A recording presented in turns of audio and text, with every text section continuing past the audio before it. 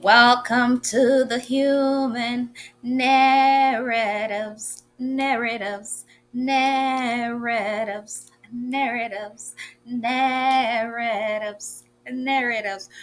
to the human narratives, beautiful people. It's been a while. I've been doing some reposting of prior episode that I've recorded, and I hope that you've been enjoying those, episodes as it's been reposted. Um, you know, Once in a while I will be doing that, but also have like a freestyle conversation like I've mentioned in the past. So hopefully a freestyle is going to be coming up pretty soon. But overall, I hope everyone is doing beautiful out there. To all my lovies, it is so awesome to see you. I hope that you are blessed with everything that's going on in our country, all the gun violence, all the hate speech, all the assumptions and people are creating. I hope that we are just finding this a moment to just be able to understand that we are all one people, that we are all blessed, and that we are created by the Most High who loves all of his children. So I hope that we're trying our best to create safe spaces for one another because it is tough out here right now. And there's so many things that are going on in our country, in our world. And I hope that we're just creating safe spaces for one another because we deserve it. We all deserve it, right? So, welcome to the Human Narratives. So, today, what is the topic on the out? Your girl going to talk on some good shit, right? Some good stuff. But I wanted to talk about why is it important to release people to the streets?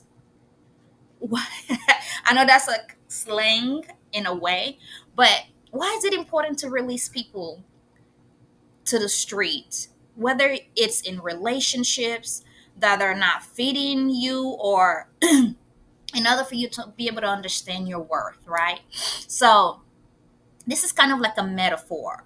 The importance of doing this is because you have to be able to protect your peace.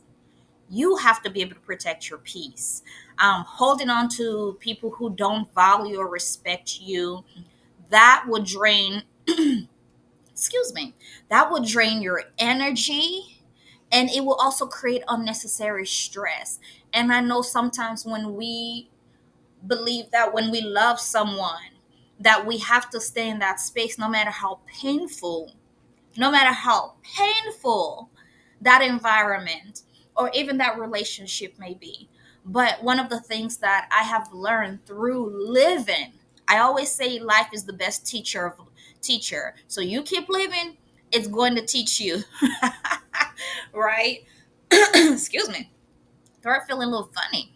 So it's important to release people to the street because you have to be able to protect your peace. Your sanity matters. Your sanity matters. The enemy is not after your cars. The enemy is not after your children. The enemy is not after your house. The enemy is not after, your job. But if he knows that he can get to your mind through those entities, then guess what he's going to interrupt? He's going to interrupt those entities to get to your mind because that's what he wants to steal. If he can steal your peace of mind, if he can steal your mind in general, he has control over you, right? So it is really important to release people to the street because you have to protect your peace. It's also about self worth. Releasing them kind of reinforce to yourself that you deserve relationship where you're seen, where you're respected, and where you're loved, right? Where you're not being seen as a option but a priority, because that's important. And there's differences, right? When you are in a relationship, you can tell if someone is prioritizing you or if they are considering you as an option, because you will always be after this, after that, after this is done, whatever the priority list is consisted of, or the options list is consisted of in that person's life. So it's all about understanding your self-worth, right? Releasing the reinforcements to yourself, that you deserve better relationship. It's also a level of growth, because I think as human beings, we get so comfortable in our position, in our places in life, and sometimes it's really hard for us to move from one space to the other because we're so comfortable, we're so used to being in that space. But releasing people to the streets can also mean, a personal growth for one, right? If you stay tied to people who don't feed you emotionally, oh my goodness. If you stay tied to people who don't feed you emotionally, mentally, or spiritually, you cannot grow into the best version of yourself. And you can also miss your purpose in that aspect. And I always say the devil's a lie and the truth is not in him, right? Because I be damn, I be damn if I can make heaven, I'd be so. I'm like, I ain't going in there, Jesus. I'm going to you. I'm holding on to your cloth. You ain't leaving me here with these weird people called the enemies, you know. And I want to also be able to live my purpose that God has destined me to be able to live while I'm here. I'm here for a reason. I'm not here because of, you know, this and that. I'm here because of God and his purpose for me in my life. So, releasing certain people to the street is all about being able to grow, and also space for better connection. We certain times people are in your life for a season, for a time, and we have to understand when that season, that time expires. We can't hold on to certain things or certain people just because we assume that that is love, or we assume that we have to be God in their lives, right? Because there are many times where I've had to question myself to understand, why am I here? I'm here trying to fix someone who don't want any support, or who is not even willing to fix themselves in the areas that I'm trying to thrive to fix them, right?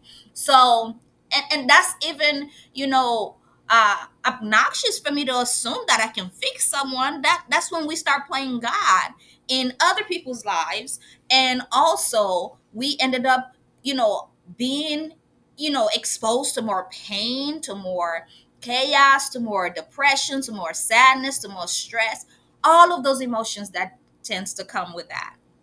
So it's all about, making space for better connection, letting go of like unhealthy attachments. It makes room for people who truly are in alignment with your values and with your worth. It is also about breaking cycles. We have to break generational cycles. I'm big on that.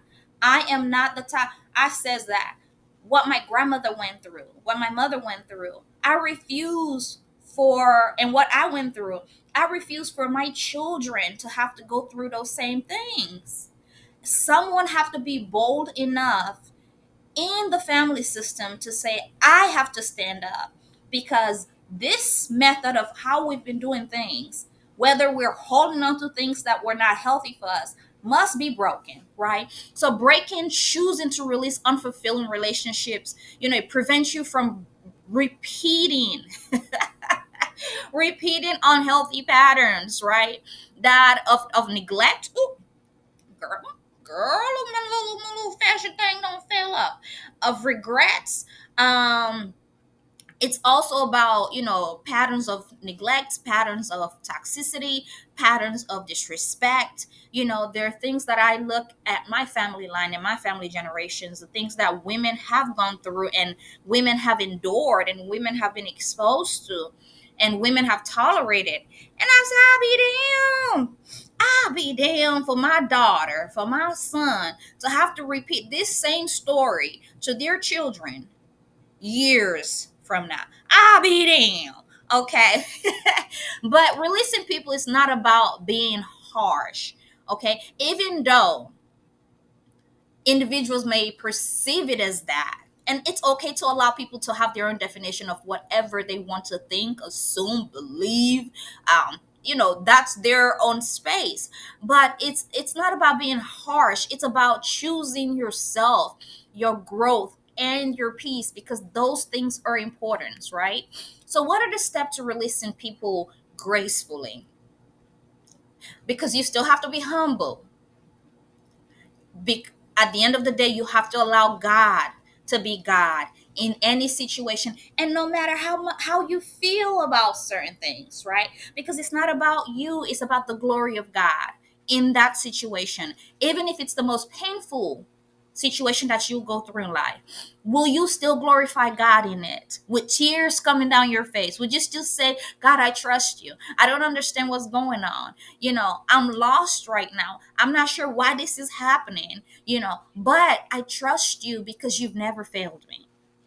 I have never seen the righteous forsaken. And because of that promise that you've made to me, I'm going to stand by it, right? So it's not about, like I said, being harsh. It's about being able to protect yourself, especially in spaces where people who should have protected you no longer have the desire to do so. And it's okay because people have the ability to change their mind. Once they were committed to one thing, maybe they're no longer committed to that thing. And it's okay for you to be able to face that reality and accept that reality so that you don't become consumed by unexpected or false expectations, right? So, step to releasing people gracefully is basically you have to get clear on why you're letting go. Why are you letting go? And you can journal to kind of reflect how the relationship makes you feel. You can acknowledge if it's draining you, if there's a level of disrespect, or is it blocking your growth. This clarity keeps you from second guessing yourself. Even when you do leave the relationship or when you leave that space, it prevents you from second guessing yourself. I always tell people you have to understand your why behind the actions and the things that you do. What is your why? Does your why, is it in congruent with what purpose God has in place for you? Is it incongruent with what you're supposed to show up as, the authentic version of who you're supposed to be? Because that's important. There's so many versions that people tend to put out there of themselves to be able to fit in. But that is so much work. I love being Dorinda. I love being Dorinda. And I understand Dorinda ain't everybody cup of tea. But guess what? Dorinda is Dorinda's cup of tea, and Dorinda love her tea, okay? And you have to be your cup of tea, even when people aren't. You aren't people's cup of tea. Because guess what? That's okay. Okay. So how do we release people gracefully to the street? One is get it clear on why you're letting go, but also accept that not everyone is meant to stay. And I think for me that was one of the hardest thing that I've had to realize this year, is that no matter how much I loved someone, no matter how much it pained me to have to let go of certain relationship, I knew that at some point that purpose or that season in my life was over, and I had to make a decision to move forward, accepting that not everyone is meant to stay, and that whatever purpose that person oh, excuse me, whatever that purpose was, that person, it was intended to be in my life at that certain period, I have to respect what was brought to me in that period and what I was able to learn and grow, or even, become, so that I can become the rest of what God has planned for me in the future, right? So some people are lessons, not lifelong companions. Releasing isn't always about rejection. Sometimes it's redirection. I love that. Because when we are going through our toughest moments and our toughest times, we often assume that, God, why is this happening? Why are you abandoning me? I thought I'm your child. I've been good. I've been doing all of these different things. I've been helping people. I've been, we come up with all of these reasons, and we don't understand that's also God's way of protection. That even though we're crying for something that we say we want, it may not be what is best for us, because he has seen things we have not seen. He has heard things that we have not heard. So he's going in the middle of situations to uproot us from where we no longer belong. It is like when Samuel was crying over Saul, when God came to Samuel and said, I have chosen a king. a man that is after my heart. I no longer want Saul to be the king, and the new king is David. And Samuel was crying and crying and crying and crying. And God was like, why are you sitting here crying over something that I've already made a decision about? I think that's how, sometimes we tend to hold on to things because we assume that we want the best for those individuals. But at the end of the day, if that season and that journey is over, we have to be able to get to that point of acceptance. Releasing is not always about rejection, coming into that understanding, but it's a redirection to what God has in place for you next. Communicate with honesty. How do we release people? We also have to communicate with honesty. If that space is provided and if that's needed, right, it is appropriate to have a respectful conversation, using an I statement. This is how I feel, this is what I need, this is what, is going on, rather than basically blaming one another, rather than pointing the finger at one another. It's important to have conversation. And I understand that in certain aspects, it is difficult for you to have a conversation because you can only be the one who wants to have that, right? The parties involved would or could or should want to also be involved in that healthy form of communication. But if that is not possible, it's not possible, and that's okay. But if it is possible, we want to make sure that we communicate honestly with what we're feeling. If talking isn't safe or necessary, silence and distance can also be a form of release. I remember instances in situations where I knew talking was no longer going to be beneficial because I've talked, and I've talked, and I've talked, and I've talked. And it wasn't doing anything but creating more and more ego, on this other person's side. So I think for me, one of the things that I've learned is to being able to use silence as a strength to not only, nurture and take care of me emotionally, mentally, spiritually, and physically, but to also be able to let go of that individual or those individuals or those people who are not wanting the support that I so deem feel like they need, right?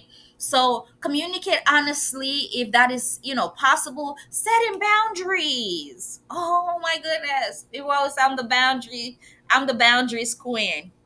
I love boundaries because you understand where I stand. And I would expect you to have yours too. So I understand where you stand, right? So having boundary reduce or end communication that are unhealthy, remove access to your personal space, energy, or even social media, even if that's a space where you need to protect as a result of the individuals that you're setting those boundaries for, right? Release without malice. I love that.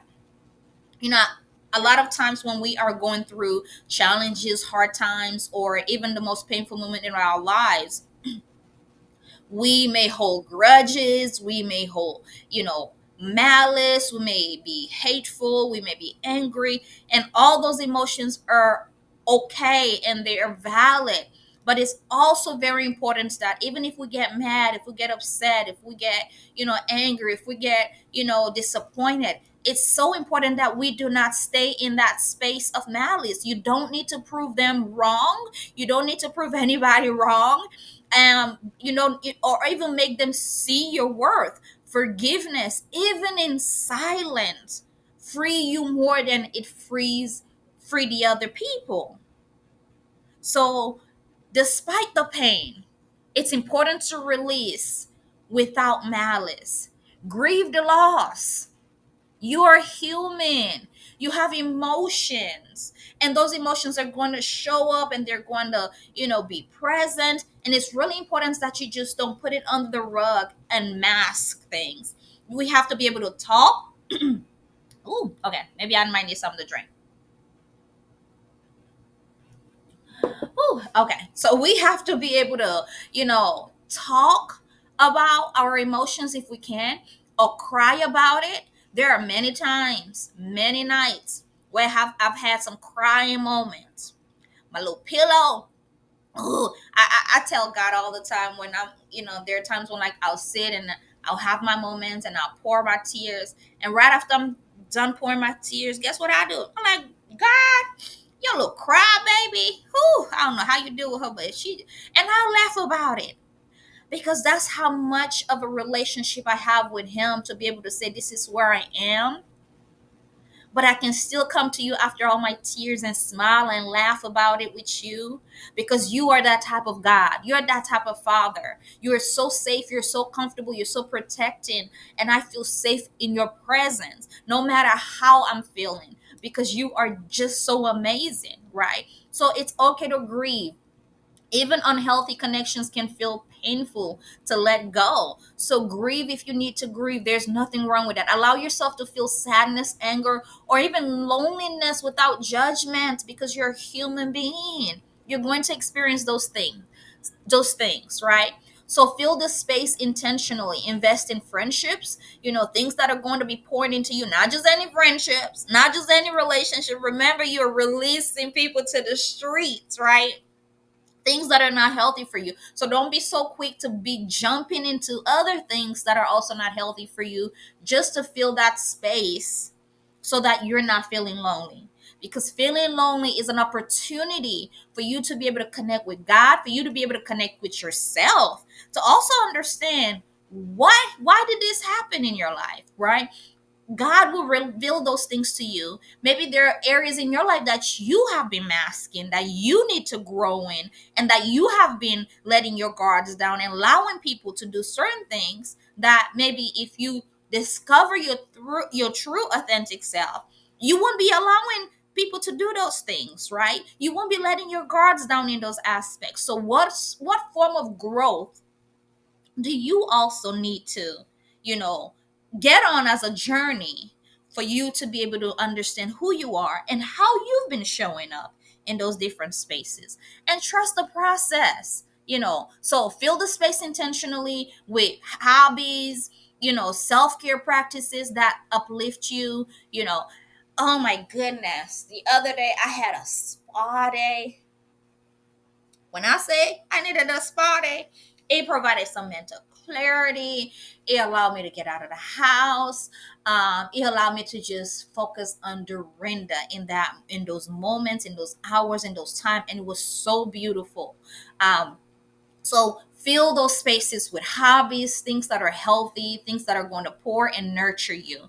But trust the process as well. Letting go isn't a one-time act, right? It's a practice. You're going to have days where you're strong. You're going to have days when you're crying like boo boo crying and talking to God about it like I was expressing. And you're going to have days where things are just neutral, right? It's not crying, it's not happy, you're just there, right? But being able to understand that, guess what? You are still breathing.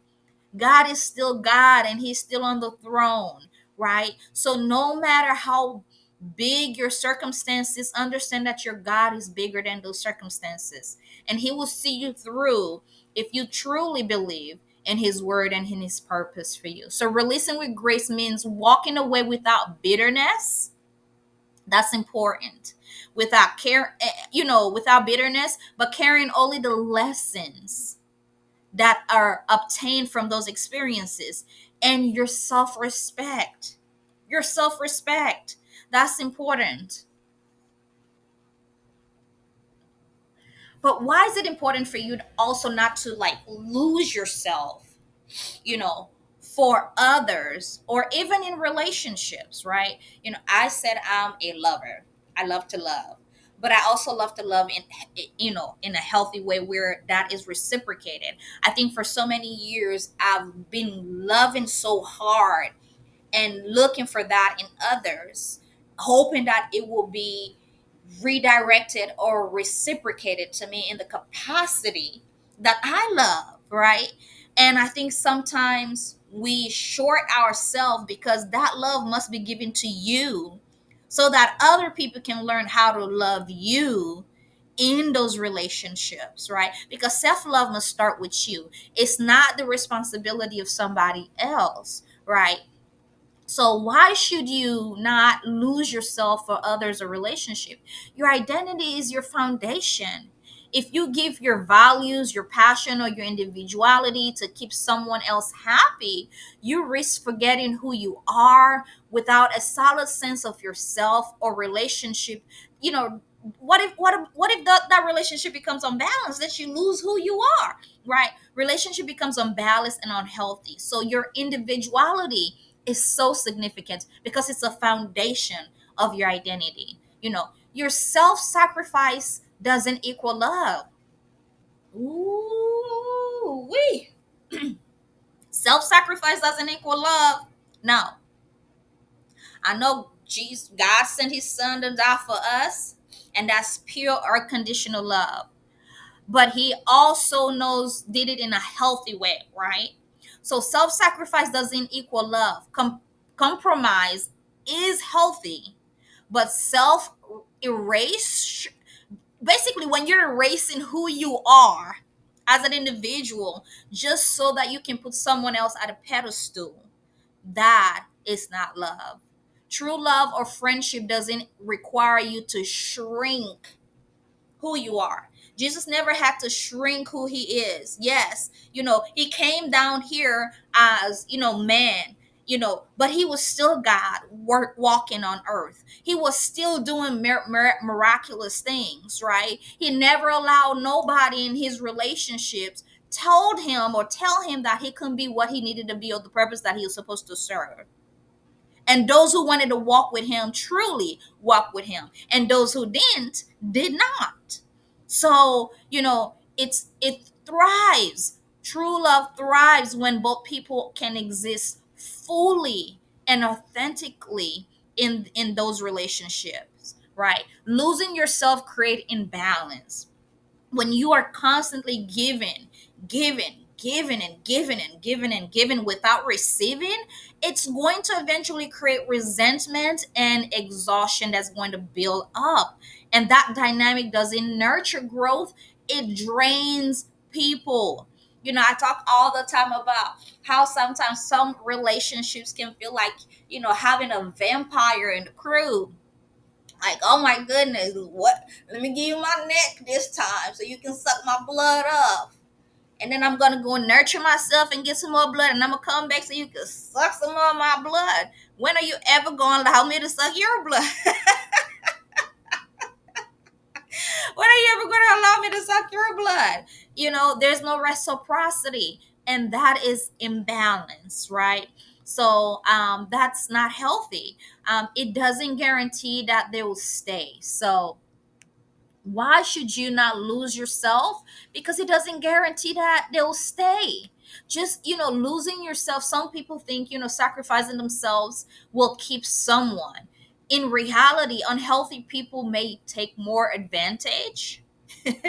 And healthy people may feel uncomfortable with the lack of balance in those relationships. And another thing is that you deserve relationship where you can shine, where someone wants to honor and, promote and build you and the things that are in you. The right people will celebrate who you are, not require you to dim your light. I've been around so many people who either try to interpret me as to what they want me to be, or try to dim my light so that they can take what God has placed in me.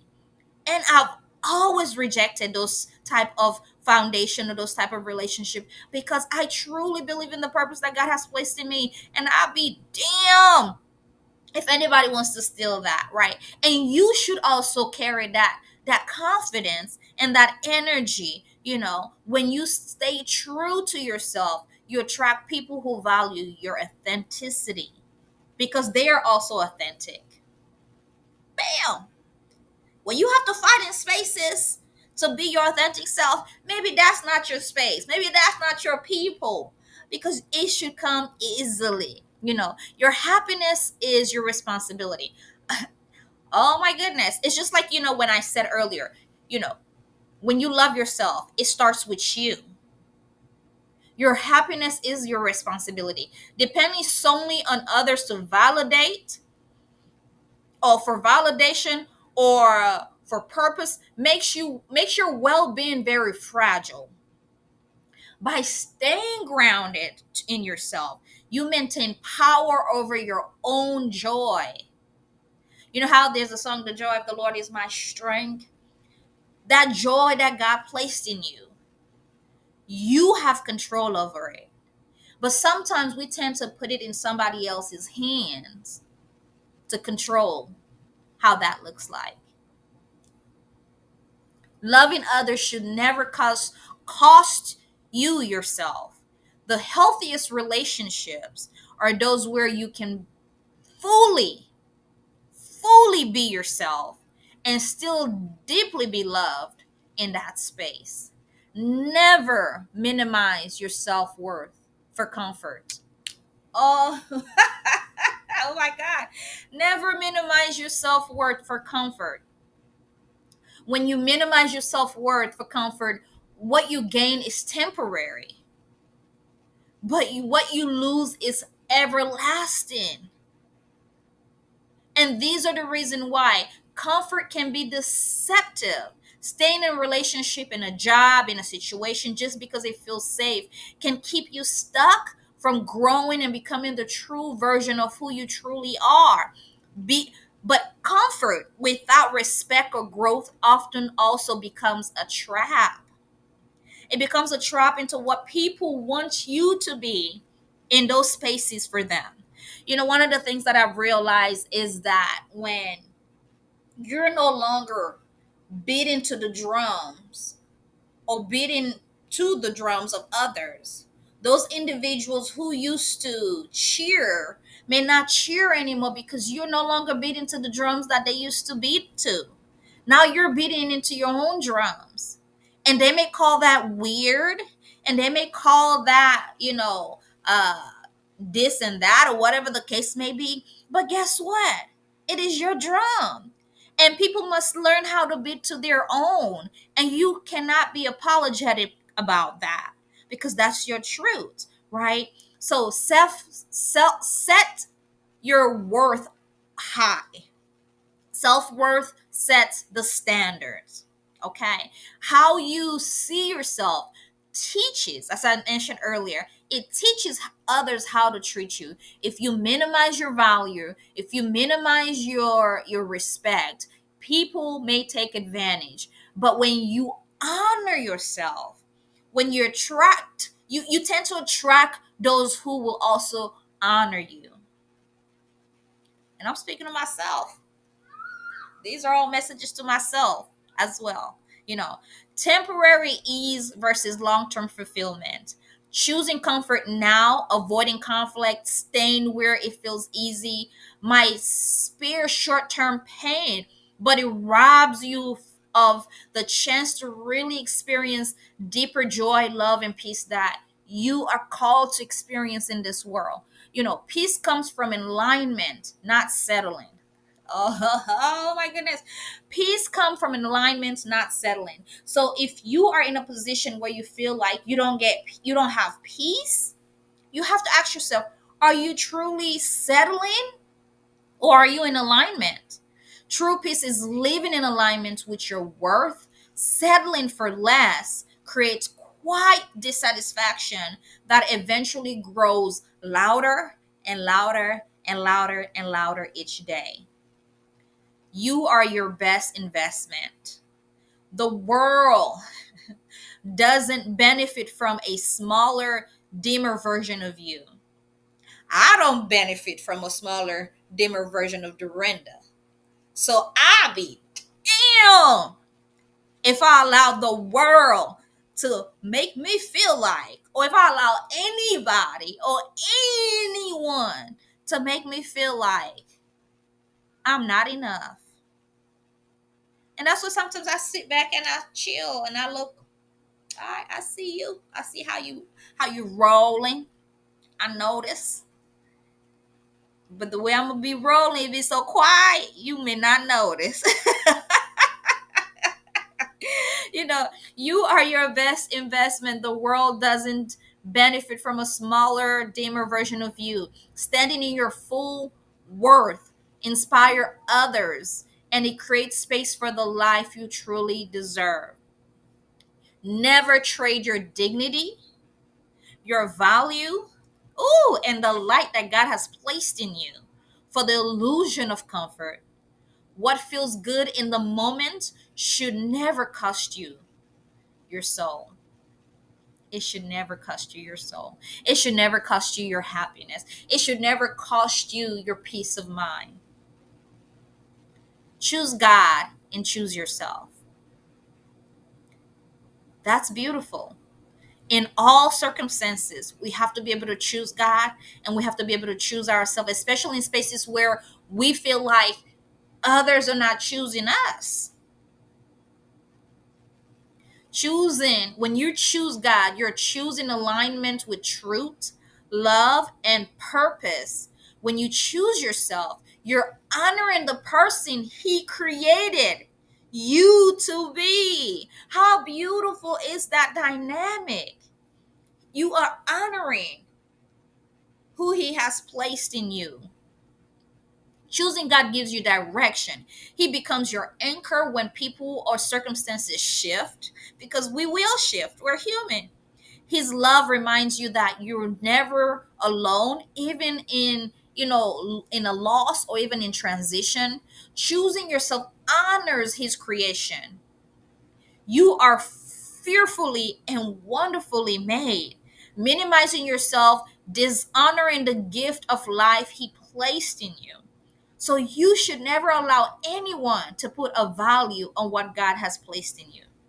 Loving yourself isn't selfish. It is not selfish. It is called peace of mind. Loving yourself is not selfish. It is stewardship of who God made you to be. Both choices, okay? Both choices to protect you from unhealthy ties. When you prioritize God and yourself, you won't cling to relationships, habits, or environments that break you down. Instead, you recognize your worth and wait for what's aligned with your divine purpose. It is the most difficult things to have to go through when you are in your waiting season, because there are tears. There are days where you have doubts. There are days where you have faith. There are days where you have anger. There are days where you have, sadness. There are days where you feel rejected. There are days where you feel lost. But then there are days where you also gain sense of direction. You go through all these different emotions. But guess what? God is in every space that you're in. It is not selfish at all. It's not about clinging to relationships or habits or environments that break you down. Instead, you recognize your worth and wait for what's in alignment with your divine purpose. Peace comes from alignment, not from lust, not from feeling good moments, but peace comes from alignment. Choosing God aligns you with higher truths. Choosing yourself keeps you grounded in the truth, refusing to live beneath your worth. I always say that, when you look at the definition of what love is in the Bible, as God defined love. I understand that it's difficult for us as humans at times to demonstrate that love to one another. But that's the kind of love I want. I want someone to be able to protect and love me in the way that God loves and sees me. And in any healthy relationship or any healthy environment, that is what the love should be demonstrated as, right? Because that's important. choosing god's choosing God fills you with love. Choosing yourself makes you don't pour that love into places that drain you, because together it's create a sense of balance, of faith and self-respect. So don't be afraid to release people, whether you're releasing it to the street, back to God, or back to whoever they need to be released to. Don't be afraid to be that, because not everyone is meant for every season. Some people are lessons, like I mentioned earlier, not lifelong, companion, holding on, or delaying can also delay your growth. Releasing is in rejection, it's a form of protection. And I think that's one of the things that I had to realize as well, that God loves me, and what's for me is for me. And this is not a form of rejection, but a form of protection. Letting go of those who don't honor you makes room for people and opportunities that will and that do. Clinging creates heaviness. Carrying relationships that are no longer serving you it puts a lot of weight on you and your spirit. So releasing is being able to lift those weights and those burdens that are on you in those capacity. Love doesn't require chains. It doesn't require chains. If a bond is true, it won't need to be diminished, or it will not diminish you. If it's not, it's releasing that act so that you can find yourself in that space. Freedom. Love comes with freedom. It comes with being able to have clarity. When you release, you stepped into peace, and the peace always open doors for better alignment and better relationship. So the most important thing is that don't fear the release. I know it's difficult, right? It's difficult when we are in a position and in a place where, like I said, where we're comfortable, a place that we've known for so long, where we assume that this may have, would have been a lifetime situation. But at some point, like I've mentioned earlier, there were things that God heard that you didn't hear. There were things that God saw that you didn't see. And even though you had a good intention to stay and continue to nurture, whether it's a relationship, a job, a friendship, whatever the case is, there are times where He's going to cause disruption in those spaces and remove you forcefully from those spaces, despite how comfortable it is, because your season in that space is over. Because the intention of those individual that was once good and pure, or somewhat good and pure, God sees that their intention has changed. And because He loves you so much, He have to be able to remove you from spaces that are no longer going to serve you, because at the end of the day His purpose will be fulfilled. Even if He have to uproot you from the most comfortable space that you assume is forever. So don't fear the release. Fear staying stuck where your soul is starving. I never want my soul to be starving. I never want to be feeling stuck, because where we are meant to be, even when we face challenges in those places, your soul is in alignment. But if it's not, your soul will feel stuck. And it will not only feel stuck, but it will also find some sense of emotional starvation, some sense of spiritual starvation, some sense of mental starvation, and in so many other areas where you completely stop functioning because that space no longer serves you. So I tell you today, choosing yourself is not selfish. Letting go of things that are no longer serving you is not selfish. Honoring yourself and honoring God is not selfish. It is what God is expecting of us to do. So that when we are equipped, when we have all those self-love, all the self-compassion, we're able to give it to those around us in the most authentic way. And that's where God can truly be revealed in the work and in the way that we live and in the way that we choose to make decisions and choices in our lives. So Why is it important to release people to the streets in a relationship that are not feeding you or doesn't understand your self-worth? Because you matter. And God says you matter. So, this is your host. This is your girl. Another fresh episode. I hope that this brings joy as you lean back and relax. But also, as this week is coming into, I hope that you can understand who you are in it and that you can show up for yourself and letting go of everything or the things that are draining you, that are expecting you to show up when they're not showing up for you or when it's not showing up for you. You matter. You matter. Remember that. Always much love and much respect. This is your host, Dorinda, the one and only, the human narrative. Narrative. Much love. God bless you. Have a lovely week.